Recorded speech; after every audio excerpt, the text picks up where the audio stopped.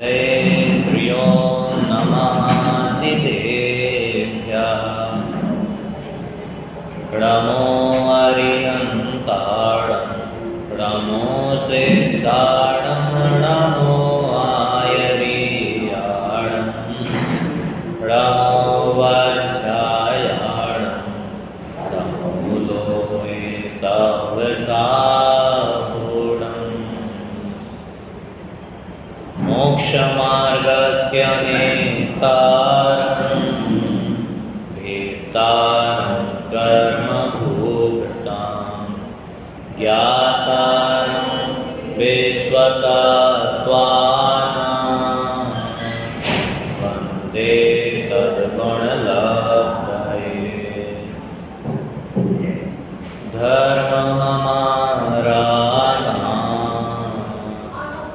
धर्म जगत का सेवरा, भव भव में हो सार, धर्म बिना कुछ है नहीं।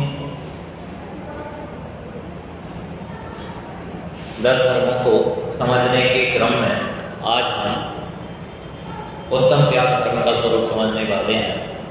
जिस भी आत्मा में ये धर्म प्रकट होते हैं तो सारे के सारे एक साथ ही प्रकट होते हैं, लेकिन होते किस में प्रकट हैं?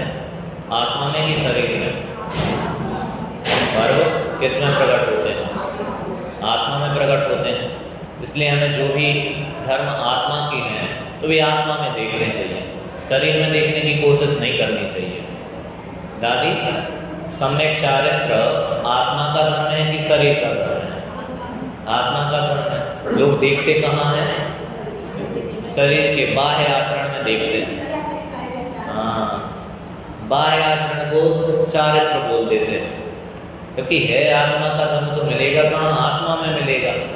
उस आत्मलीनता के साथ तदनुकूल बाह्य आचरण होता है, उसको व्यवहार से चारित्र कहा है। और व्यवहार मतलब यथार्थ बात ऐसी नहीं है किसी को किसी में मिलाकर, दो द्रव्यों का आपस में मिलाकर कथन किया है। क्योंकि यदि वही चारित्र होता तो फिर सिद्धों के भी वैसा आचरण पाया जाना चाहिए, उनके क्यों नहीं पाया जाता? का संसारी अवस्था में ऐसा उपचार से उसको कह दिया था, क्योंकि आत्मधर्म के साथ था। दादी, पीछे आज कौन सा दिन है? उत्तम त्याग का दिन है। चलिए, उत्तम त्याग का स्वरूप समझना है। त्याग क्या होता है? आपने भी बहुत त्याग किया होगा कि नहीं? नहीं किया? नहीं किया कुछ भी त्याग? हम तो बहुत त्याग करते हैं। द्रव्य, तुमने कुछ त्याग किया? नहीं किया? तुम सबसे सच्चे बच्चे हो, तुम्हें अवार्ड मिलेगा। हम घर का त्याग नहीं किया, घर का त्याग करके तो यहाँ आए हो, बिना त्यागे आ गए। कुछ समय के लिए किया है, हमेशा के लिए नहीं छोड़ा, लेकिन त्याग हुआ है। त्याग आत्मा का धर्म है, इसलिए हम आत्मा में देखें तो अच्छा रहेगा। त्याग क्या? अपन तो तत्वज्ञान सुनने वाले लोग हैं तो ज़्यादा गलतफहमी नहीं है, लेकिन दुनिया में त्याग और दान को एक ही माना जाता है। पूजन में भी लिखा 4 प्रकार का दान देना चाहिए। ऐसी चर्चा आ जाती है तो लोगों को और भ्रम में पोषण हो जाता है, इसलिए वे दान और त्याग को एक ही समझते हैं। लेकिन त्याग आत्मा का धर्म है तो दान पुण्य कार्य है, बाह्य की क्रिया है। त्याग धर्म है जो कर्मों की निर्जरा करता है, तो दान पुण्य होने से बंधन कराता है, शुभ भाव है। ठीक है ना? आपसे प्रश्न है, क्या बिना त्याग धर्म के कोई मोक्ष जा सकता है? अरे बोलो, शंका है आपको? जा सकता है कि नहीं? कोई नहीं जा सकता। बिना दान के कोई मोक्ष जा सकता है क्या? भाभी जी, बिना दान के कोई मोक्ष जा सकता है कि नहीं? बताइए, जा सकते कि नहीं? अरे बिल्कुल जा सकते हैं। और तो दान को नहीं करने से ही मोक्ष जाते हैं। कौन सा? दान से बना पुण्य, और उस पुण्य को छोड़ के ही तो मोक्ष जाते हैं। इसलिए इसमें पंचमी विभक्ति लगती है। दान से मोक्ष जाते हैं, मतलब दान से दूर हटने पर मोक्ष जाते हैं। उससे नहीं जाते। और त्याग में तृतीया लगती है, त्याग के द्वारा मोक्ष जाते हैं। बात समझ में आई? दोनों में पर्यायवाची तो दोनों है ही नहीं, दोनों में बहुत अंतर है। इसलिए हमें तो तत्व ज्ञान के अभ्यासियों को तो प्रथम में प्रथम दोनों का स्वरूप समझ लेने लायक है। कम से कम हमारे चित्त में तो दोनों में भ्रम खड़ा नहीं होना चाहिए। त्याग किसका किया जाता है? बुरी चीज़ों का त्याग किया जाता है, अच्छी चीज़ों का कोई त्याग नहीं करता। जो अपना नहीं है उसको छोड़ा जाता है। मोह, राग, द्वेष, कसाय आदि भाव ये आत्मा के नहीं है, इनको छोड़ा जाता है, इनका त्याग किया जाता है। लेकिन दान किसका किया जाता है? तत्वार्थ सूत्र में आचार्य देव लिखते हैं, पर के अनुग्रह के लिए दान दिया जाता है। अनुग्रह मतलब दूसरों के उपकार के लिए दान दिया जाता है। उपकार मतलब दूसरे का हित जिसमें हो, दान उसको कहते हैं। और त्याग अपने हित के लिए किया जाता है। बात समझ में आई? दोनों में क्या अंतर है? त्याग अपने हित के लिए होता है और दान दूसरे के हित के लिए होता है। त्याग बुरी वस्तुओं का किया जाता है, दान अच्छी चीज़ों का किया जाता है। बुरी चीज़ें किसी को नहीं दी जाती, बुरी चीज़ें दोगे पर उसका हित कैसे होगा? त्याग स्वाधीन क्रिया है। त्याग में कौन चाहिए? राग द्वेष छोड़ने के लिए किसी दूसरे की जरूरत है क्या? किसी दूसरे की आवश्यकता नहीं है। त्याग स्वाधीन क्रिया है। लेकिन दान बहुत पराधीन क्रिया है। दान में तीन की जरूरत होती है, एक तो देने वाले की, दूसरा लेने वाले की, और दूसरा जिस वस्तु को दिया जाना है उस वस्तु की भी तो आवश्यकता है। यदि आप 1 लाख रुपए दान में देना चाहते हो तो आपके पास 1 लाख रुपए होंगे तब तो आप दोगे। यदि आपके पास 1 लाख है ही नहीं तो आप दोगे कैसे? चलो आपके पास 1 लाख रुपए भी हैं, आप देना भी चाहते हो, लेकिन लेने वाला तो मिले। आदिनाथ के पूर्व में एक कहानी आती है कि जो भी नगर था उसमें वे रहते थे, तो वहाँ भी डेली ढूंढते थे कि कोई दान लेने वाला मिल जाए। कौन? दान लेने वाला मिल जाए। तो दान लेने वाला नहीं मिलता था। आज की परिस्थिति अलग है, लेकिन उस समय का वर्णन ऐसा किया। चक्रवर्ती सम्राट भरत जी नित्य ही प्रातः काल अपने दरवाजे पर मुनिराज के पड़गाहन के लिए खड़े होते हैं कि हो कोई भावलिंगी संत दिखें तो मैं उनको आहार कराऊं। डेली खड़े होते हैं आहार दान देने के लिए। तो डेली दान हो जाता होगा आंटी जी, हो जाता होगा डेली दान। आ ही जाते हैं ना कोई मुनिराज, वे तो चक्रवर्ती हैं, आना ही पड़ेगा मुनिराजों को। ऐसा होता होगा। 6-6 महीने तक कोई मुनिराज नहीं मिलते थे, क्योंकि मुनिराज तो बहती हवा के जैसे होते हैं, थमे सो थमे, नहीं थमे सो नहीं थमे, कहीं भी निकल जाते हैं। चक्रवर्ती का पुण्य होगा तो उसको मुनिराज को आहार देने मिलेगा, पुण्य नहीं होगा तो रहे कोई चक्रवर्ती। महान पुण्य चाहिए मुनिराजों को आहार कराने के लिए, आसान नहीं होता। अब मुनिराज आ जाए, सामने से दिखें, तुम्हारे यहाँ पड़गाहन हो जाए। दादा ने लिखा 9 बार तुम नाक रगड़ो ना मुनि के सामने, ये भगवान भोजन शुद्ध है, आहार शुद्ध है, आओ आओ। तब उन्हें मानना हो तो मान जाए, तब आते हैं। सरल नहीं है आहार दान कराना। हमें लगता है किसी को भी भोजन करा देना आहार दान है, ये नहीं है। सत पात्रों को दिया गया दान दान कहलाता है। किसी को भी दान कर देना दान नहीं है, क्योंकि हम तो दवाइयाँ डोनेट करते रहते हैं तो हमारा औषधि दान भी हो जाता है। ये औषधि दान नहीं है, सत पात्रों को दिया दान दान कहलाता है। और दान कुदान है। रुपए पैसे का दान तो यद्यपि दान होता नहीं है, लेकिन फिर भी अन्य चीज़ों की व्यवस्था उससे बनती है, तो एक बार कह सकते हो कि वो दान है। लेकिन आपने कहीं भी पैसा दे दिया तो उसका सदुपयोग हो रहा है कि दुरुपयोग हो रहा है, वो आपने पूछताछ नहीं की, तो वो भी दान नहीं कहलाएगा। क्यों? क्योंकि दान में पहली शर्त निहित है कि दूसरे के उपकार के लिए होना चाहिए। क्षेत्र पे आपने पैसा तो दिया जिन मंदिर के जीर्णोद्धार के लिए, और वहाँ अधिकारियों ने AC लगा दी अपने हित के लिए, तो आपका दान का सदुपयोग हुआ कि दुरुपयोग हुआ? दुरुपयोग ही तो हुआ, फिर आपको उसका फल कैसे लगेगा? दूसरे का उपकार निहित होता है दान में, तो त्याग में अपना उपकार निहित होता है। इस सामान्य अंतर दोनों में है। त्याग में बहुत स्वाधीनता है, बुरी चीज़ों का किया जाता है, राग देश मोह छोड़े जाते हैं, मोह राग देश को छोड़ा ही जाता है। मोह राग देश जिन पदार्थों के निमित्त से उत्पन्न होते हैं उन पदार्थों को भी छोड़ा जाता है। चक्रवर्ती ने कितनी संपदा छोड़ी, 6 खंड की विभूति छोड़ के चले गए। छोड़ी कि नहीं? क्यों छोड़ी? पर पदार्थों के निमित्त से मोह राग देश उत्पन्न हो रहे थे, निमित्त बन रहे थे, इसलिए उनको छोड़ दिया। छोड़ना तो क्या था? राग छोड़ना था। पर वस्तुएं छोड़ी नहीं जाती। क्यों नहीं छोड़ी जाती? क्योंकि वे पहले ही से छूटी होती है। किसी ने घर छोड़ा तो कैसे छोड़ा? उसमें से बाहर निकल गए, ये तो छूटना है। एक होता है छोड़ना, बाहर निकलना छूटना नहीं होता। उसके अंदर में हो सकता है घर बैठा हो, वो भले ही घर से निकल गया। मैंने पुष्पडाल की कहानी सुनाई थी आपको। पुष्पडाल के हृदय में तो घर बैठा था, बेभली घर से निकल गए। हृदय से घर निकल जाए उसको घर छोड़ना बोलते हैं। इसलिए कहते हैं भरत जी घर में ही बैराग, घर में रहे लेकिन छोड़ दिया घर। रहते जरूर थे घर में, लेकिन वे घर में नहीं रहते थे, वे निज घर में रहते थे। इसको बोलते हैं छोड़ना। इसलिए वस्तु छूटने के पहले उसका राग छूटता है। वस्तुएं तो बाद में छूटती हैं, पहले राग छूटता है। आपको पता है 6वें 7वें गुणस्थान में से पहले कौन सा गुणस्थान होता है? कौन सा गुणस्थान होता है? 6वें 7वें में से पहले कौन सा गुणस्थान होता है? 7वां होता है। नग्न दिगंबर दशा यद्यपि पहले होती है, ठीक है ना, लेकिन गुणस्थान नहीं बढ़ता उस समय। वस्तुएं छोड़ दी लेकिन गुणस्थान नहीं बढ़ा। जिस क्षण आत्म तत्व में लीनता होती है तब 7वां गुणस्थान होता है। पहले 7वां गुणस्थान होता है। नग्न दिगंबर हो गए फिर भी 6वां गुणस्थान नहीं हुआ। अब आत्म तत्व से जब बाहर आते हैं तब 6वां गुणस्थान होता है, क्योंकि वस्तु छूटने के पहले उसका राग छूटता है। और राग छूटा ही हमें कैसे पता चला?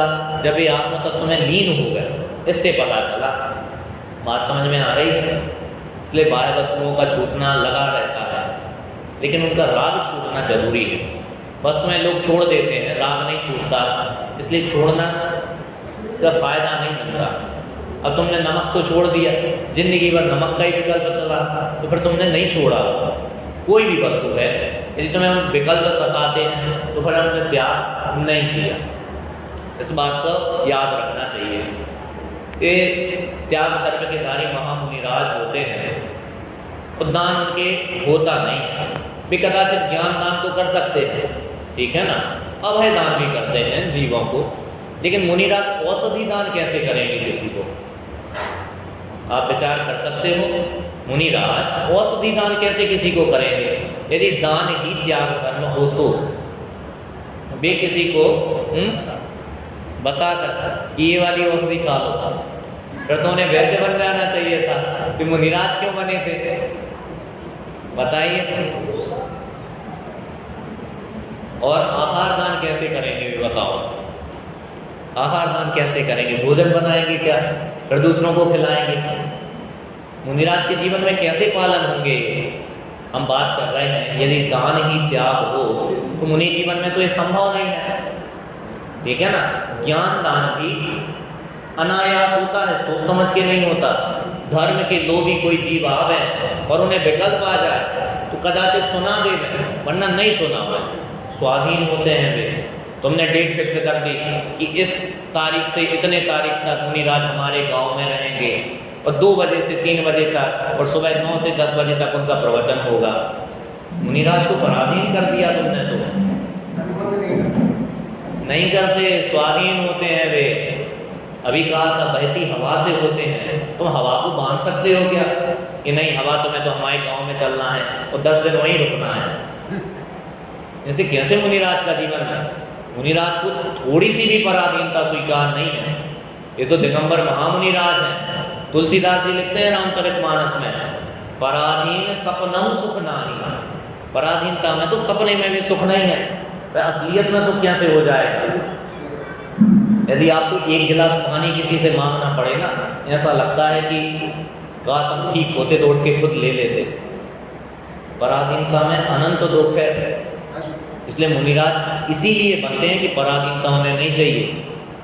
वस्त्र में पराधीनता है, उसके लिए कमाना पड़ता है, कमाने के लिए व्यापार करना पड़ता है, व्यापार के लिए 10 जंजाल होते हैं, इसलिए भी सब छोड़ के जाते हैं कि उन्हें पराधीनता स्वीकार नहीं। स्वाधीनता का मार्ग हमने इसलिए चुना है, और आहार देने में पराधीनता है। पहले तो आहार हो तुम्हारे पास, फिर कोई ग्रहण करने वाला भी तो हो। आपने ऐसे उदाहरण सुने होंगे, जंगल में मुनिराज को आहार कराया तो वहाँ ऐसे प्रसंग बन गए, इसलिए करा दिया। पहले ग्रहण करने वाला हो, देने वाला हो, और आहार भी हो। तुम्हारी भावनाएं तो बहुत है कि हम आहार करावें, लेकिन आहार ही नहीं बना और मुनिराज आके चले गए, कैसे आहार कराओगे? तुम्हें औषधि दान देने का विकल्प है। अरे मुनिराज बीमार भी तो हो गए कि तुम ऐसे ही औषधि खिला दोगे? उन्हें औषधि की जरूरत ही नहीं, तुम औषधि खिला दोगे क्या? वे बीमार हो गए, वे मुनिराज मिल गए तुम्हें, और तुम्हारे यहाँ आहार हो गए, और तुम औषधि शुद्ध तैयार कर लो। कितनी पराधीनता है। मुनिराज अशुद्ध औषधि तो लेते नहीं है। पहली बात तो ये है तुम्हें मुनिराज का रोग पता चल जाए। दूसरी बात ये है तुम्हें उस रोग की औषधि की जानकारी हो गए। तीसरी बात ये है तुम्हारे पास औषधि उपलब्ध हो गए, और तुम्हारे यहाँ आहार हो गए। अब आहार ही नहीं हो तो कैसे कराओगे? दान में पराधीनता है, बहुत पराधीनता है। त्याग में स्वाधीनता है। ये त्याग और दान का अंतर है। दान तो पुण्य है, त्याग धर्म है, निर्जरा का कारण है। बात समझ में आ रही है? ज्ञान दान, तो दान में क्या होता है? जो ग्रहण करता है फायदा उसको होता है, देने वाले को फायदा नहीं होता। ठीक है ना? क्योंकि एक तो सत्पात्रों को दान दिया जाता है। भोजन किया मुनिराज ने तो मुनिराज का तो पेट भर गया, उन्हें फायदा हुआ होगा। अरे सत्पात्र थे वे, सत्पात्र। ठीक है ना? त्याग में फायदा किसको होता है? त्यागने वाले को कि वस्तुओं को? त्याग करने वाले को फायदा होता है। दान में जिसने ग्रहण किया उसको फायदा होता है। ज्ञान दान में भी तो ऐसा ही है। मैं आपको जो बातें सुना रहा हूँ, मुझे पता है तभी तो सुना रहा हूँ, तो मुझे तो विशेष लाभ होता नहीं है। आपको कोई नई बात पता चलती तो फायदा तो आपको होता है। इसलिए ज्ञान दान में भी जो ग्रहण करता है फायदा उसको होता है। अभय दान में भी जिन जीवों के ऊपर मुनिराज अभय दान करते हैं, या कोई भी अभय दान करता है, उन जीवों की रक्षा होती है। आनंद सरा ने सांप को अभय दान दिया तो उसकी रक्षा हो गई, तो फायदा उसको मिला। आप कुछ त्याग में और दान में अंतर समझ गए होंगे। दान का निषेध नहीं किया है। यदि आप श्रावक हैं तो आपका कर्तव्य है दानम चेति ग्रस्तानां षट् कर्माणि दिने दिने। 6 आवश्यकों में एक दान भी है जो आपको नित्य करना चाहिए, डेली करना चाहिए। ये दान धर्म नहीं है, यहाँ बस वो समझाया जा रहा है। आप दान खूब करो, करना ही चाहिए। उसमें लिखा ना, खाए खोया बह गया। ये दान नहीं करोगे तो आपका वो समय से बह जाने वाला है, भोगों में चला जाएगा। इसलिए दान नित्य ही करना चाहिए, ऐसा आचार्य देव लिखते हैं। आप दान रुपए पैसे की 3 गति होती है, या तो आप दान कर दो, या भोग कर लो, अथवा वो नाश को प्राप्त होता ही है। तो दान आप करते नहीं हो, भोग पाओगे नहीं। फिर तीसरी गति होती है, नाश हो जाता है। घर में आग लग जाती है, करोड़ों रुपए खाक हो जाते हैं, या डाका डल जाता है, सब चला जाता है। ऐसा ही होता है, क्योंकि कर्म सिद्धांत कहता है जिस क्षण जिस समय तक जितने रुपए जहाँ रहने का उदय होगा, उस क्षण उस समय तक उतने समय तक ही वो रुपए पैसे आपके पास रहते हैं। जिस क्षण उदय खत्म तो वे रुपए पैसे सब खत्म हो जाते हैं, सब एक साथ खत्म होते हैं। आंटी, आपके 10,000 रुपये जाने का उदय है, कल ही चले जाएंगे, ठीक है? ऐसा कर्म उदय आने ही वाला है। अब आपके पास में है कि आप क्या करते हो? आप लाके मंदिर में दे दो तो पुण्य लग जाएगा, वरना या तो मोदी जी नोट बंद कर देंगे। 2000 के हो गए ना, अभी 30 तारीख को बंद है, तो वे चले जाएंगे, ऐसे चले जाएंगे। या तो आप दान कर दो तो पुण्य लग जाएगा। ऐसे जाएंगे तो आपका कोई हित होने वाला नहीं है। लेकिन नियोग ऐसा है कि वे जाएंगे जाएंगे जाएंगे, 100% जाएंगे। इसलिए कहा कि चक्रवर्ती यदि चक्रवर्तित्व में मरता है तो नरक जाता है। क्यों जाता है? क्योंकि वो लालसा नहीं छूटी, और चक्रवर्ती का वैभव तो छूटेगा, 100% छूटेगा, लेकिन लालसा नहीं छूटी इसलिए नरक जाएगा। आपकी यदि बाह्य सामग्री की लालसा नहीं छूटी तो आपको पाप बंधन होगा, 100% होगा। यदि आप छोड़ दो तो पुण्य लग जाएगा। बात समझ में आ रही है? इसलिए मैंने सुबह कहा था जितनी एक्स्ट्रा साड़ी हो ना सब छोड़ देना, क्योंकि वे आपका पुण्य खा रहे हैं, व्यर्थ में पुण्य खाती जा रही हैं। जो फालतू का सामान हो सब छोड़ देना। अमेरिका वगैरह में तो लोग क्या करते हैं, जिन चीज़ों की ज़रूरत नहीं रहती तो दरवाजे के बाहर रख देते हैं, जिसको चाहिए होता है उठा ले जाता है, परिक्रह नहीं पालते फालतू का, क्योंकि जगह भी घिर रही है, अपना पुण्य भी वेस्ट होता जा रहा है। आपको 10 साल पुराने कपड़ों में पुण्य लगाना है कि नए कपड़ों में लगाना है? नए कपड़ों में लगाना हो तो पुराने को छोड़ दो, तो पुरानी हर चीज़ें छोड़ दो, कसाएँ भी छोड़ दो। राग छूटता है तब वस्तुएं छूटती हैं, राग रहता है ना। 50 साल पुरानी साड़ी नहीं छूटती, फट गई हो, चिथ गई हो, 10 टाँके क्यों ना डले, ये हमारी मम्मी ने दी थी इसलिए रखे। अरे मम्मी गई, अब ना तुम्हें पहननी है ना किसी और को पहननी है। कोई आगे आने वाला माटी मूल नहीं पूछेगा उसको, तुम्हारी मम्मी ने दी थी, मम्मी गई, उनके साथ ये भी चली जाने दो, कोई कीमत नहीं है उन चीज़ों की। इसलिए कर्म सिद्धांत कहता है कि परिग्रह तो पाप है यद्यपि, ठीक है ना, उसका संचय का भाव और बड़ा पाप है और रखने का भाव और बड़ा पाप है। हमारे ऐसे ऐसे विद्वान हुए हैं, वे दिन भर में फिक्स करके रखते थे कि इतनी कमाई हुई और दुकान बंद करके घर आ जाते थे, फिर नहीं बैठते थे वे कि इतनी की आवश्यकता मुझे है, उतना मुझे मिल गया है, अब और कमा के क्या करूँगा, आत्म साधना करूँगा। घर आ जाते थे, स्वाध्याय करते रहते थे, ऐसा उनका जीवन होता था। देखो हमें अपनी लाइफ डिजाइन तो करनी पड़ेगी, अनलिमिटेड जीवन तो नहीं जिएंगे ना। इसलिए आपसे उस दिन कहा था, पूछा था अंकल, क्या पूछा था कि कितने रुपए आपको दे दूँ फिर आप कमाना बंद कर दोगे? आपने 100 करोड़ बोले थे, दे दे सच में, आप बंद कर दोगे? अरे नहीं करोगे। हमने अपनी लाइफ डिजाइन ही नहीं की कि हमारी ज़रूरतें क्या हैं और हमें कितने तक रुक जाना है। यदि आपकी डेली 1 करोड़ रुपए दिन की भी कमाई होती जाए ना तो भी आप संतुष्ट नहीं होगे, क्योंकि आपने संतुष्टि का कुछ लेवल ही फिक्स नहीं किया। इसलिए कहा आप अपना लेवल फिक्स करो कि इतनी उम्र होने के बाद मैं घर गृहस्थी के प्रपंचों में नहीं उलझूंगा, अब मैं काम धंधे में नहीं उलझूंगा, छोड़ दूंगा। आपका जीवन असीमित नहीं है। पता नहीं कल ऐसा रोग आ जाए, कल से मंदिर नहीं आ पाओगे, जिनवाणी नहीं सुन पाओगे। आपको अपना जीवन का सब डिजाइन करनी पड़ेगी कि मुझे कब तक कमाना है, कब तक घर गृहस्थी में उलझना है, कब सब छोड़ देना है, कब अपनी समाधि के लिए समय देना है। आपको समाधि पूर्वक मर के स्वर्ग जाना है कि कसायों में मर के नर्क जाना है, ये आपको निश्चित करना है। दादी कसायों में तो नहीं मरना हमें कि आर्तरौद्र ध्यान में कि कमाने के विकल्प में दुकान पे मरे, कि चाहते हो कि जन मंदिर में हमारा मरण हो गए, कोई हमें तत्व ज्ञान सुना के हमारा समाधि मरण करावे, ऐसा चाहते हैं तो सब छोड़ना पड़ेगा कि नहीं, कि अंतिम समय तक लाठी लेके बैठा रहना है दुकान पे। यदि आप निराकुल हैं, आप पे भार नहीं है तो छोड़ दो, बिल्कुल उलझने की ज़रूरत नहीं है। बहुओं को कंट्रोल में मत रखो, न जो करना है करने दो। एक पर को अपनी इच्छा अनुसार परिणमाने का भाव दुख का कारण है। बड़े पंडित जी का वाक्य है, दूसरों को अपनी इच्छा अनुसार परिणमन करवाने का भाव दुख का कारण है। क्यों दुख का कारण है? क्योंकि दूसरा परिणमन अपनी योग्यता से करता है, अपनी स्वाधीनता से करता है। तुम चाहते हो कि मेरे अनुसार परिणमन कर जाए, तो वो करता नहीं है, पर तुम दुखी होने के अलावा तुम्हारे हाथ में कुछ बचता नहीं है। तुमने खूब सोचा कि बहू मंदिर जाए, वो नहीं आई। क्यों नहीं आई? हाँ, क्योंकि उसका योग ऐसा है, उसको नहीं जाना स्वर्ग, उसको पसंद नहीं है स्वर्ग। कैसे आएगी, उसके परिणाम कैसे बनेंगे? तुम कुड़ती रही फालतू में, बहू है, कैसी बहू है, जाती नहीं है, जाती नहीं है। तुमने अपने परिणाम खराब किए, दूसरों को परिणमवाने में। सबका परिणाम स्वतंत्र है, स्वाधीन है, सब अपने अपनी योग्यता अनुसार परिणमन करेंगे। उस दिन उदाहरण दिया था, माता पिता ने सुसाइड कर लिया, बेटे ने दीक्षा लेके मोक्ष चला गया। जब भी किसी को समझाने का भाव आए ना, उस उदाहरण को हृदय में रखा करो हमेशा। कहीं हम अपनी दुर्गति तो नहीं कर रहे दूसरों को समझाने में।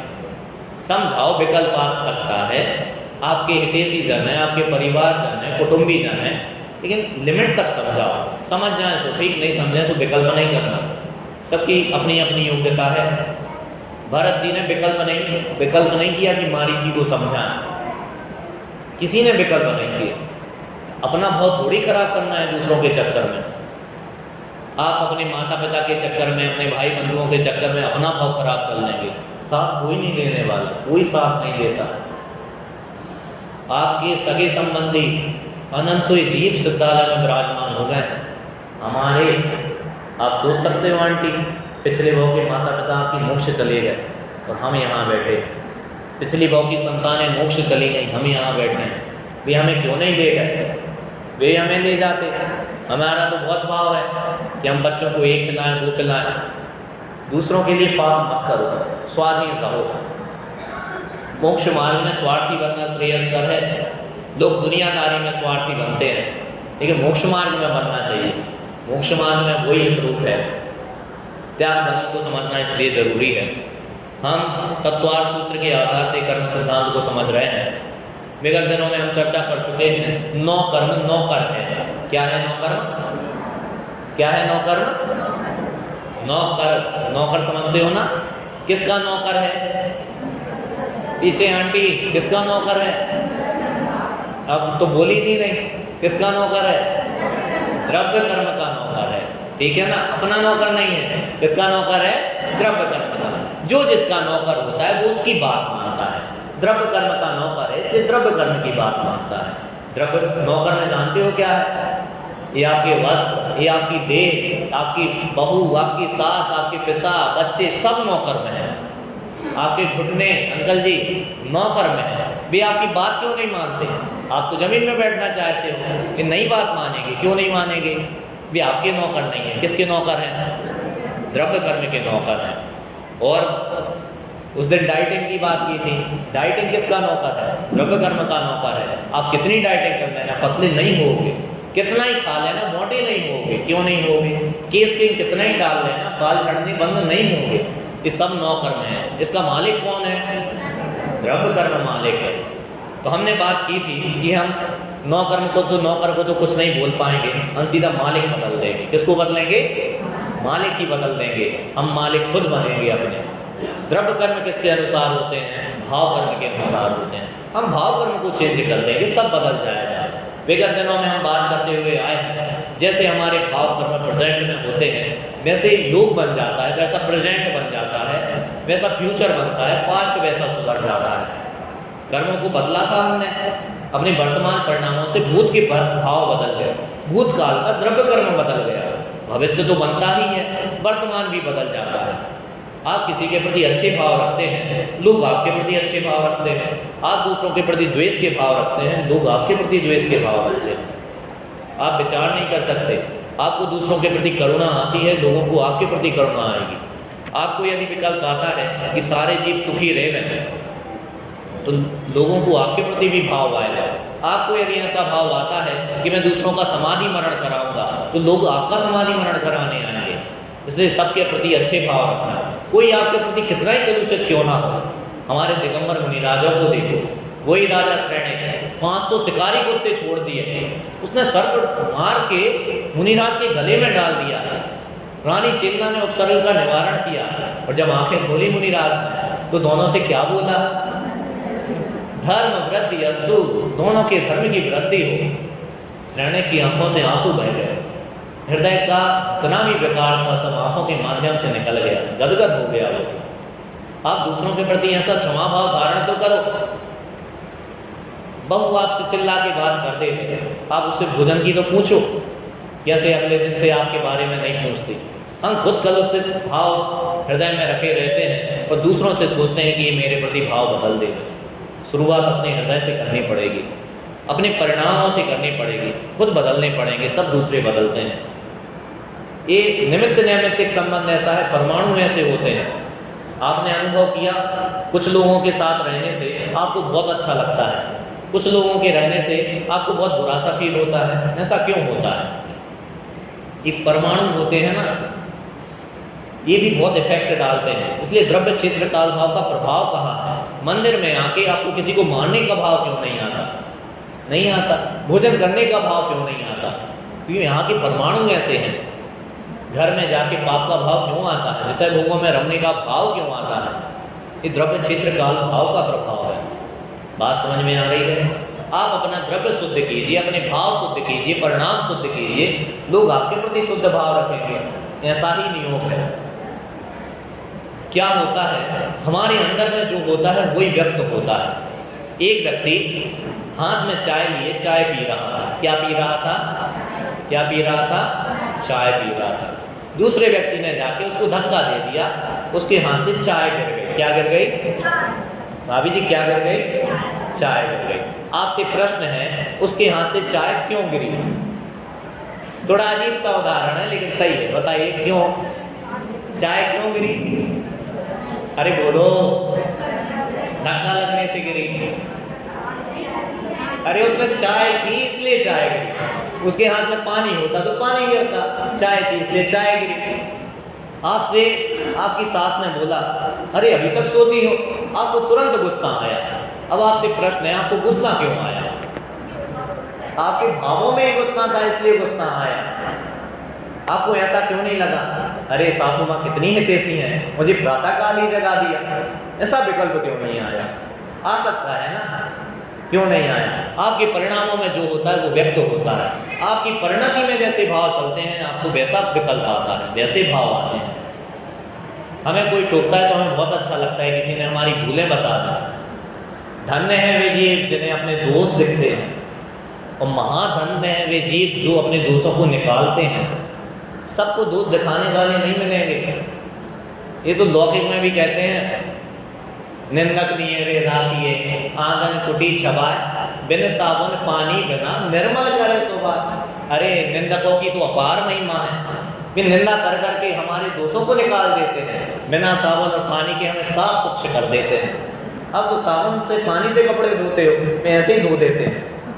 हितैषी मानिए निंदकों को। कोई आपको टोके ना कि आप मंदिर में चप्पल नहीं उतारना चाहिए, तो हितैषी मानिए किसी ने आपको पाप करने से रोका है, आप उतारते हैं ना यहाँ चप्पल, किसी ने नहीं टोका। अरे जन मंदिर है, तीर्थंकर परमात्मा विराजते हैं, टोकना चाहिए था किसी को, नहीं टोका तो आज से मैंने टोका है आप मान लीजिए, ठीक है ना। ये मंदिर है, यहाँ नहीं उतारना चाहिए, ये सामान्य सी बात है। यदि आपके पाँव बहुत सुकोमल हैं, गंदे हो जाते हैं तो बात अलग है, यहाँ तक पहनाइए, खड़ा हुआ बनवा लीजिए। क्यों अंकल जी? ये क्या है, बाहर की गंदगी लगी होती है तो जिन मंदिर में स्पर्श ना करे तो अच्छा है। तो बाहर बहुत जगह है, कमी हो तो यहाँ उतार देना, यदि जगह हो तो बाहर ही अच्छी है, ये वहीं शोभा देती हैं। इस पर्दे को भी कोशिश करें महिलाएं ना छुएं, ठीक है ना, पुरुषों को ही बोला करें, क्योंकि जिन शासन में विधान है, साधु परमात्मा से महिलाओं को 7 हाथ दूर रहने को कहा है। कितने हाथ? अभी कौन है परमात्मा बन गए, इनसे तो बहुत दूर रहने की विधान है, ठीक है ना। जो आचरण हम साधु परमात्मा के साथ नहीं करते वो इनके साथ नहीं करना चाहिए। देखो यहाँ कोई कुछ आपको बोलेगा नहीं, आप खींचना चाहो खींच लेना, लेकिन देव शास्त्र गुरु के अभिनय से, विराधना से जो पाप बनता है वो रो रो के भी नहीं भोगा जाता। इतने रोएंगे आप कल्पना नहीं कर सकते। अंजना ने क्या 22 सेकंड के लिए मूर्ति छुपाई थी, 22 पल के लिए छुपाई होगी। इतना भयंकर पाप बना, रो रो के नहीं भोगा गया, रो रो के।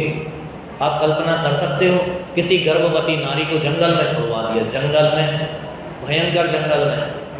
एक शेर की दहाड़ से जंगल कांप जाता था, वे गर्भवती थी, जंगल में बैठी थी, रो रही थी, कोई सहारा नहीं था। एक तो उनकी सखी थी, वो सहारा बन गई, कैसी उनकी दशा हो रही है। पता ही किसकी माता है, चरम शरीरी कामदेव हनुमान की माता है। ऐसी दीनहीन दशा हो गई है, कोई सुध लेने वाला नहीं है, पुत्र का जन्म हुआ, मंगल गान गाने वाला कोई नहीं मिला।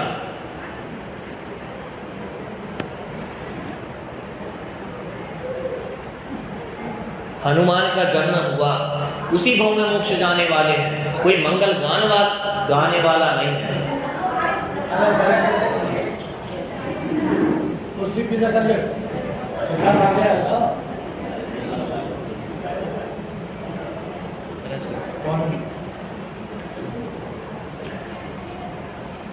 क्या बात कर रहे हैं हम? सती अंजना, इतना छोटा सा अपराध है, हमें छोटा लगता है, लेकिन जब कर्म बंधन होता है तो भयंकर होता है।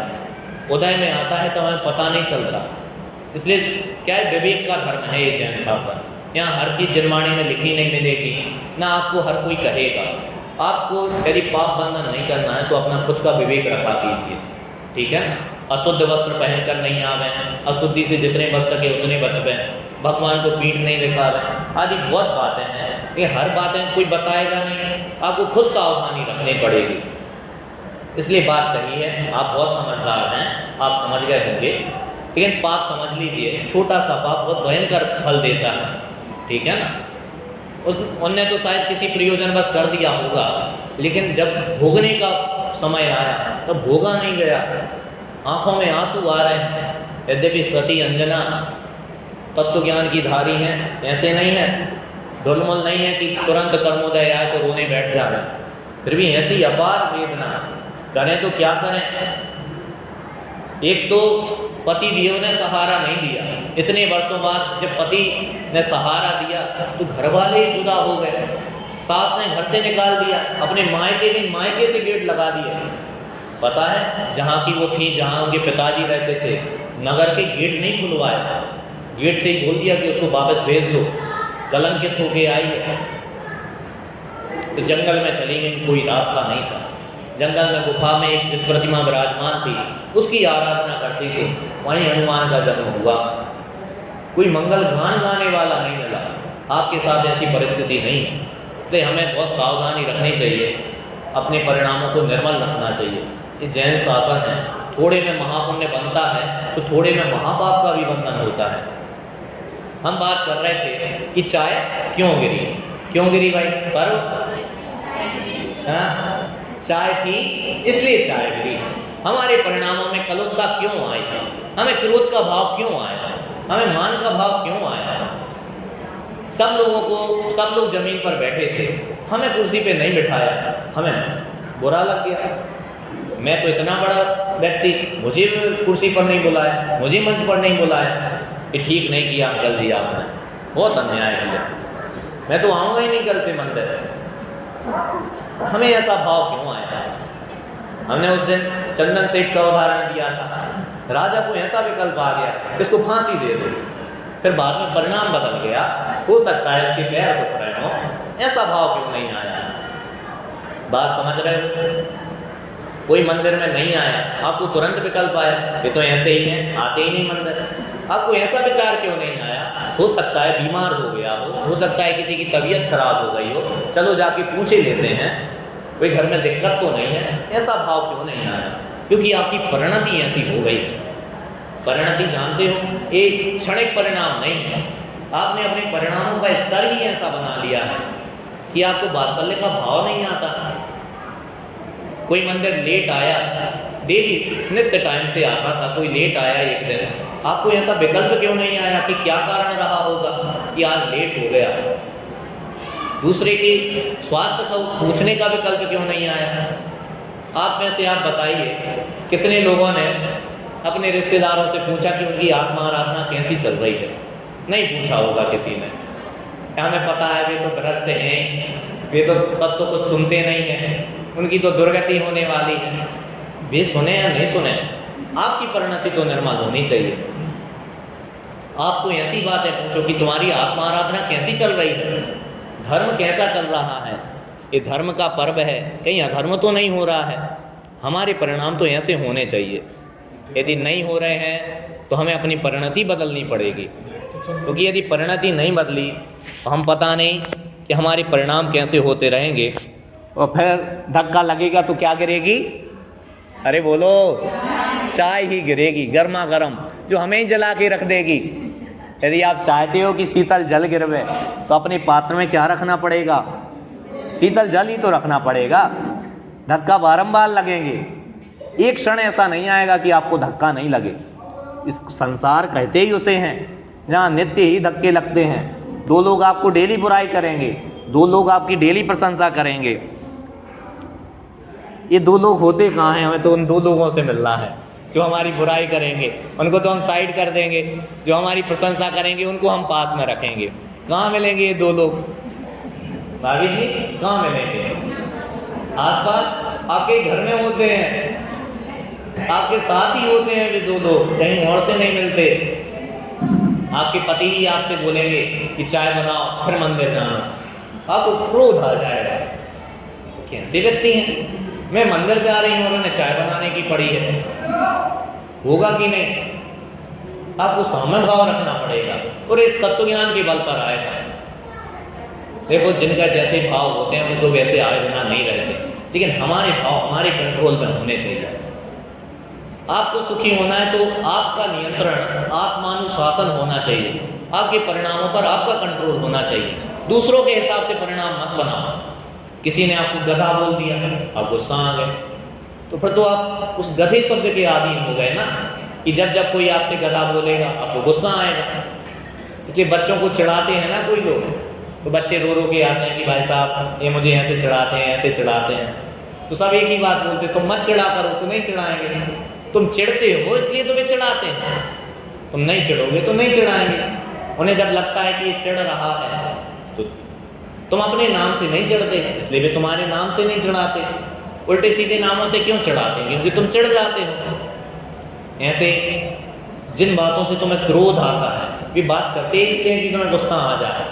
तुम मत गुस्सा किया करो तो वे बात भी वैसी नहीं करेंगे। लौकिक में भी ऐसे धर्मात्मा होते हैं, उन्हें फसाएं नहीं होती। एक संत थे, वे डेली गंगा स्नान करके घर लौटते थे। एक व्यक्ति डेली उन पर कुल्ला कर देता था, वे वापस स्नान करने चले जाते थे। वो व्यक्ति वापस कुल्ला कर देता था, वे वापस चले जाते थे। ऐसे डेली कई बार होता था। वे साम्य भाव से डेली नहाने चले जाते थे। कुल्ला करने वाला भी ऊब गया, आखिर कितने दिन कसाय करे? आत्मा का स्वभाव तो नहीं है ना कसाय करना। कसाय करेगा भी तो कितने दिन, चाह के भी नहीं कर सकता। उसका हृदय बिल्कुल शुद्ध हुआ, उसने माफ़ी मांगी, वो बोला आपको कभी गुस्सा नहीं आया? मैं डेली आपके ऊपर कुल्ला कर देता था। इस संत बोले, अरे तुम्हारे निमित्त से तो मुझे इतने बार गंगा स्नान का पुण्य मिला। ये हिंदुओं की कहानी है, वैसे ही समझना। इतने बार पुण्य, गंगा स्नान का पुण्य मिला। अरे तुम नहीं होते तो मैं इतना पुण्यार्जन कैसे करता? आपने गोपाल दास जी भरैया का नाम सुना है? गोपाल दास जी भरैया की पत्नी हुक्का पीती थी। हुक्का जानते हो? जानने लायक चीज़ नहीं है, जानते हो तो ठीक है, ठीक है ना। वो हुक्का पीती थी, तो भरैया जी डेली मंदिर में प्रवचन करते थे, तो हुक्का भर के आते थे अपनी पत्नी के लिए। हुक्का भर के फिर प्रवचन करने आते थे। एक दिन भूल गए, ऐसी सभा में बैठे प्रवचन कर रहे थे, उनकी पत्नी आई, आ गए बिना हुक्का भरे आ गए। चलो पहले घर चलो, हुक्का भर के आओ। वो लेके गए। पंडित जी बोले मैं 2 मिनट में आता हूँ, 2 मिनट तक आप थोड़ा शास्त्रों को पढ़ें, विचार करें। तुरंत दौड़े दौड़े घर गए, हुक्का भरा और वापस आ गए। तो लोगों ने पूछा आप कैसे इतना टॉर्चर सह लेते हो? आपकी पत्नी कैसी है? आपको धर्माराधना नहीं करने देती, प्रवचन से आपको बुला ले गए। हमारी पत्नी तो ऐसी नहीं है, कम से कम घर पे ही टोकती है। आपकी पत्नी प्रवचन से बुला ले गए, कैसे सह लेते हो आप? तो पंडित जी ने पता है क्या बोला? अरे ये तो हमारी वैराग्य जननी है, वैराग्य को उत्पन्न करने वाली है। यही तो हमें प्रेरित करती है कि संसार में नहीं रहना है, वरना हम विषयों में लगे रहते। ये डेली टोकती है तो मुझे लगता है यही तो सदनिमित्त है जो हमें वैराग्य करा रहे हैं। इनमें उलझना नहीं है। वैराग्य जननी है, जो आपके अनुकूल नहीं चलते उससे आपको कण कण की स्वतंत्रता भाषित होनी चाहिए। जो आपकी बात नहीं सुनते, कण कण की स्वाधीनता मालूम चलनी चाहिए कि हर कण स्वाधीन है, इसलिए कोई हमारे अनुसार नहीं चलता। सब होगा, स्वयं परिणमनशील जगत है, अपने हिसाब से चलेगा। इसलिए अंतरंग की परिणति में हमें सुधार करना है तो हमारा परिणाम सुधर जाएगा। कोई आपको धक्का देगा ना तो आप सॉरी बोल दोगे आगे से, क्योंकि धक्का उसने दिया है। आप तो तन के खड़े हो जाते हो, धक्का कैसे मारा तुमने, रुको जरा हम बताएंगे तुम्हें। उल्टा हो जाएगा, आप आगे से सॉरी बोलेंगे। ऐसा कैसे होगा? जब आपकी परिणति में इस समाधि भाव आ जाएंगे। और वे कैसे आएंगे? तो वे आते हैं इसी तत्व ज्ञान के अभ्यास से आते हैं। जब हमारी सहजता, शांति, चित्त की निर्मलता हमारे अध्ययन और हमारे तत्व ज्ञान में आ जाएगी, तब हमारी परिणति बदल जाएगी। आप ज्ञानियों के समागम में तो जाओ, ज्ञानियों का समागम कैसा होता है आपको तब पता चलेगा। कितनी बड़ी से बड़ी भूल कर दो, उन्हें क्रोध नहीं आता। महाविद्यालय में जब हम पढ़ाते हैं तो बच्चे बहुत बड़ी गलती करते हैं। जैसे हम एक बात बोलते हैं, तुम सच बोलोगे तो हम तुम्हें छोड़ देंगे। विश्वाधीन होकर निराकल होकर सच बोल देते हैं, हम उन्हें छोड़ देते हैं।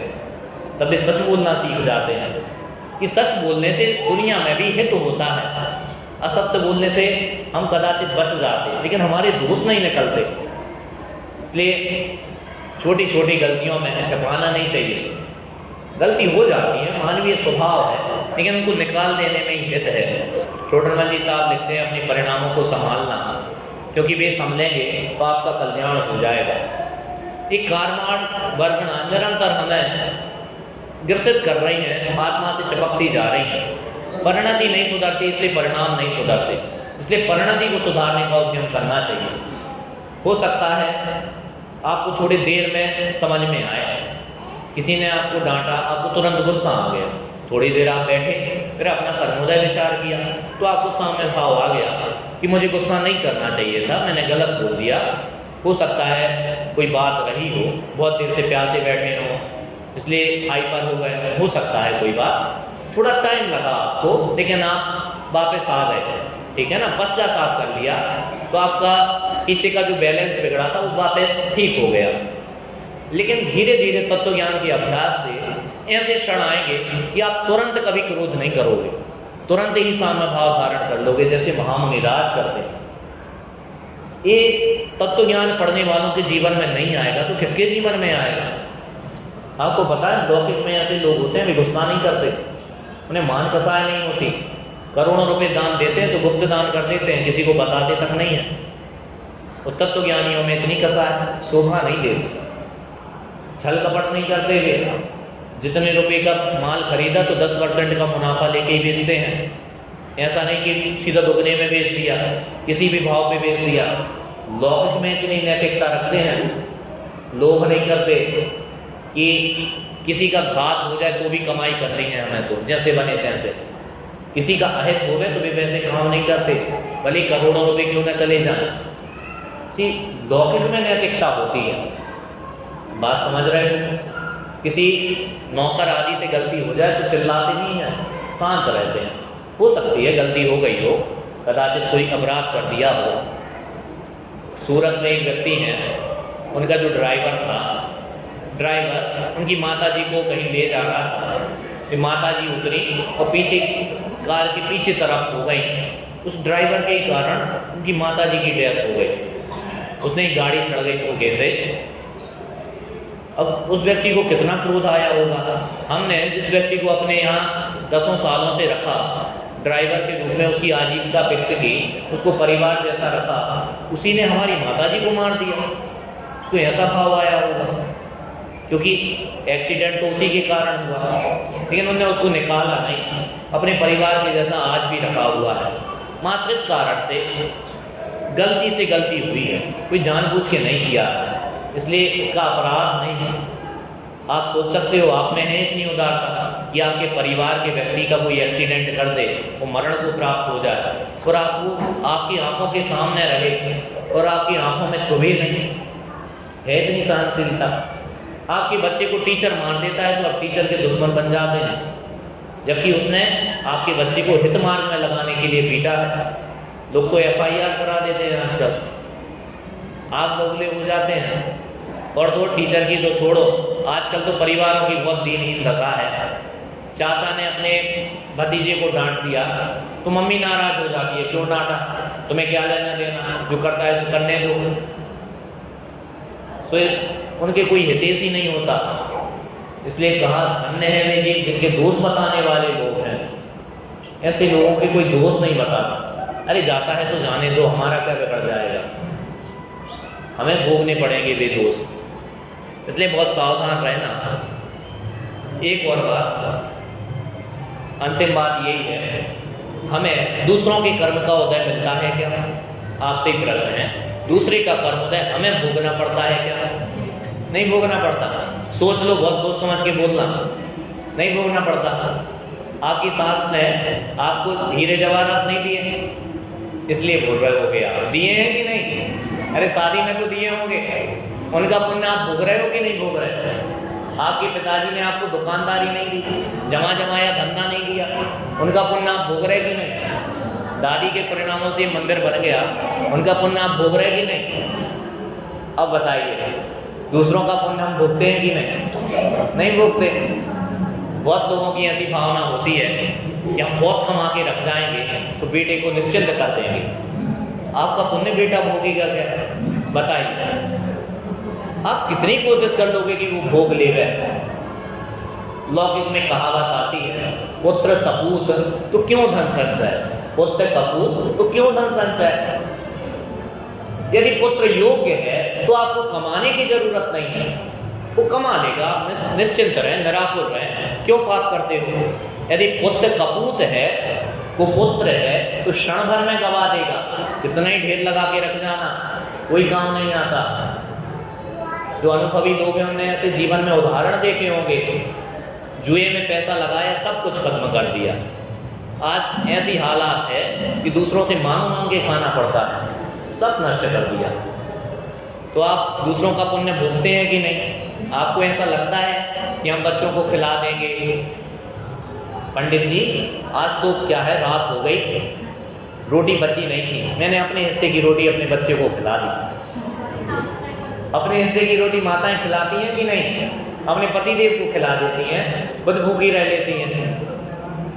आंटी खिलाती हो कि नहीं? बोलो। अब तो सबको लग रहा होगा हाँ, हमारे पुण्य का तो यही सब खा जाते हैं। खा जाते कि नहीं? आपके पुण्य का खाते हैं। अरे दूसरे का पुण्य का कौन कैसे खाएगा? आप कोशिश करके देखना, आप अपने पुण्य का खाते हो, दूसरे अपना पुण्य का खाते हैं, पाप तो भोगते ही होंगे फिर दूसरों का। अरे पंडित जी क्या बताएं, हम अपने उनका पाप भोग रहे हैं। उनने इतना कर्जा लिया, इतना कर्जा लिया, घुटने चल गए चुकाने में, और आज तक चुकाते ही जा रहे हैं। सब दूसरों का पाप भोगना पड़ रहा है। हमारे पूर्वज पंडित जी ऐसे थे, क्या बताएं, सब व्यसनों में पारंगत थे, और उनके व्यसन आज हमें दुखदाई हैं। लोग हमें गालियाँ देते हैं। एक ऐसे एक कहानी मैंने पढ़ी थी। क्या हुआ, एक बहुत बड़ी हवेली में एक सेठ रहते थे, बहुत बड़ी हवेली थी। तो एक बार वे कहीं जा रहे होंगे तो किसी दुकान पर से उन्हें जलेबी खरीदनी थी। उन्होंने कहा कि जलेबी दे दो। तो जलेबी वाला अंदर तौलने गया, उतने में उन्होंने एक जलेबी उठा के खा ली और उसने देख ली। तो उससे तो कुछ नहीं बोला, वो सेठ लेके चला गया। दूसरे से बोला वो जलेबी चोर है, जलेबी चोरी करके ले गया।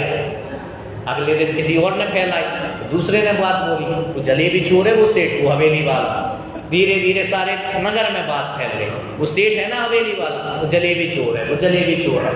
फिर साहब एड्रेस पूछते थे ना, तो ऐसे ही पूछते थे, हवेली, वो जलेबी चोर की हवेली जाना है, कहाँ है तुम्हारा घर? तो जलेबी चोर के बाजू में रहता हूँ मैं। कहाँ, स्कूल कहाँ है भाई तुम्हारा? जलेबी चोर के सामने वाली गली में मेरा घर है। ऐसे एड्रेस बताते थे। तो लोगों को लगता होगा, पास पंडित जी, हमारे दादाजी ने वो जलेबी चोरी नहीं की होती तो आज हमें ये दिन देखना नहीं पड़ता। सब जलेबी चोर बोलते हैं। 2 पैसा की जलेबी में हमारी इज्जत नीलाम हो गई, उनका पाप भोगना पड़ रहा है। आपको लगता ही है ना ऐसा? अरे बताओ किसको नहीं लगता? सबको ऐसा ही लगता है कि पूर्वजों का पुण्य भोग रहे हैं, पूर्वजों का पाप भोग रहे हैं। कर्म सिद्धांत कहता है कि किसी को पुण्य पाप नहीं भोगना पड़ता, किसी का भी। आपने पिछले घर में ऐसे में जन्म लिया जहाँ गरीबी थी, आपकी शादी होकर ऐसे घर में आए जहाँ संपन्नता है, तो ये आपका ही कर्म का उदय ऐसा है। किसी ने आपको संपन्न नहीं करा दिया, अरे हमने उसकी शादी करा दी इसलिए वो संपन्न हो गई। बहुत हालत खराब थी, लोग ऐसा गर्व करते हैं, सब मिथ्या गर्व है, कोई दम नहीं है इन बातों में। यदि कर्मोदय ऐसा नहीं हो गए तो 3 लोग 3 काल में कोई ऐसा नहीं है जो तुम्हें 1 कण जाना दिला दे, 1 कण एक्स्ट्रा नहीं दिला सकता।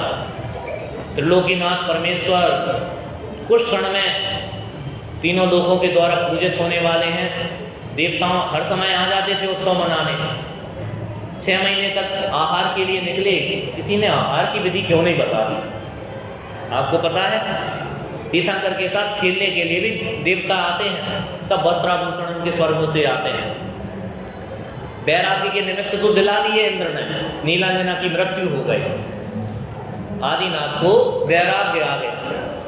अब थोड़ा इतना और कर देते, किसी को आहार की विधि बता देते। जब इतना ही सिस्टम देख रहे हैं, सारी जिम्मेदारी संभाल के रखी है, क्यों नहीं कराया? बताइए। स्वधर्मेंद्र को पता नहीं होगा कि इनके आहार किसके यहाँ होने हैं? बोलो, पता था कि नहीं? फिर क्यों नहीं बता दिया? राजा सन्यास को वहीं ले आते, अरे भाई तुम्हें आहार देने, जल्दी आओ, डिले हो रहा है बहुत टाइम, 6 महीने हो गए घूमते घूमते, मुनिराज ऋषभदेव को कोई आहार नहीं दे रहा। लोग अपनी कन्याएं लेके पहुंच जाते थे कि हे राजन आप इनसे शादी कर लो। लोग कपड़े लेके पहुंच जाते थे कि हे राजन आप इन वस्त्रों को ग्रहण करो। लोग पकवान लेके पहुंच जाते थे कि हे राजन इन पकवान को ग्रहण करो। कोई आहार की विधि क्यों नहीं जानता? कैसा नियोग है, आप कल्पना कर सकते हो। गर्भोदय आए बिना कोई आहार देने को नहीं मिला। वो भी कौन है? तीर्थंकर है, सर्वोत्कृष्ट पुण्य विभूति है उनके पास, सर्वोत्कृष्ट। 3 लोकों में उनसे ज्यादा पुण्यशाली जीव कोई नहीं है, तीनों लोकों में। 6 महीने तक आहार देने वाला नहीं मिला। ऐसा नियोग है जो कर्म भुगतना पड़ता है। इसलिए जो आज भोग रहा है, सब अपना अपना कर्मोदय भोग रहे हैं। बात समझ में आ रही है? आपको नाटक में बैठने को जगह नहीं मिली, आपको क्या लगा? बहुत छोटा मंदिर बनाया है, इतनी सी जगह नहीं कि हमें नाटक में बैठने को जगह मिले। थोड़ा खींच के बड़ा कर दो इसको, थोड़ा स्पेस दो, जगह ही नहीं मिलती। पंडित जी हम तो जगह किए थे, भी आए और बैठ गए। नहीं, हमारी जगह हड़प ली, दूसरी की जगह हड़प सकता है कोई?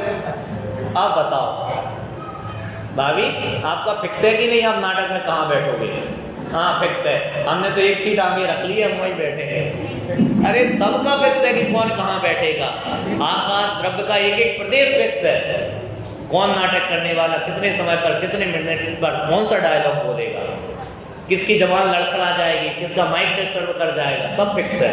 किसकी पगड़ी नीचे गिर जाएगी और मुक्ति किसको मिलेगी, सब फिक्स है कि नहीं? हाँ, मुक्ति का स्वयंवर है, मुक्ति किसी को तो मिलेगी। किसको चाहिए मुक्ति? पंडित जी हम तो स्वयंवर में पार्टिसिपेट ही नहीं कर रहे, हमें तो नहीं मिलेगी मुक्ति। अरे मुक्ति को चाहने वालों को मुक्ति नहीं मिलती, बहुत बड़ी दिक्कत है। आचार्य देव कहते हैं ना मोक्षो भी मुमुक्षुता, मुमुक्षुओं को मोक्ष नहीं होता। सुना आपने कभी? नहीं सुना? अंकल, मुमुक्षुओं को मोक्ष नहीं होता। जो मोक्ष की इच्छा रखते हैं उन्हें मोक्ष कैसे मिलेगा? इच्छा तो स्वयं दुख का कारण है। दल तप के प्रकरण में हमने बारंबार बात की है, इच्छाओं का निरोध तप है और इच्छाओं के अभाव में तप होता है, वो धर्म होता है। मुमुक्षुओं को मोक्ष मिलेगा कैसे? मोक्ष की इच्छा नहीं करना, मिलेगा, सब मिलेगा, टेंशन नहीं लेना। आत्मार्थी बनना, जो आत्मा का अर्थी होता है उसको आत्मा उपलब्ध होता है, और जिसको आत्मा उपलब्ध होता है उसको सब मिल जाता है, कुछ नहीं चाहिए पड़ता। तुम नहीं भी चाहो ना, सम्यक दर्शन की ये प्रतिज्ञा है, जो उसको अंगीकार करेगा उसको 2-3 भाव में मोक्ष भेज ही देता है। तुमने मैनपुरी की टिकट खरीदी है तो ये बस तुम्हें ले जाके वहीं छोड़ेगी, उसकी प्रतिज्ञा ऐसी है। तुमने आत्मा का अवलोकन किया है तो सम्यक दर्शन प्रकट हुआ है। सम्यक दर्शन की ये प्रतिज्ञा है कि वह तुम्हें मोक्ष में ले जाके ही छोड़ेगा। तुम चाहो ना कि संसार में भटकते रहो, कुछ समय और गुजारे ले रहे हैं, थोड़े अपने नाती पोतों का मुँह देख लें, उनकी शादी विवाह देख लें, वो नहीं तुम्हें छोड़ेगा, वो तुम्हें मोक्ष में ले जाके छोड़ेगा। सम्यक की प्रतिज्ञा ऐसी है। इसलिए मुक्ति चाहने से नहीं मिलती, तो नहीं चाहते उनको मिलती है। अब स्वयंवर में आप देखना किसको मिलती है। बात समझ में आ रही है? देखो, जिन्हें सर्वज्ञ का निर्णय है उनके परिणाम बिगड़ते नहीं हैं, बिगड़ जाए तो वे संभाल लेते हैं। यदि आप सर्वज्ञ को मानते हो तो सारी व्यवस्थाएं मानो। सर्वज्ञ ने सब देखा है, सब A to Z देखा है। थोड़े से में रोज करने लायक नहीं है।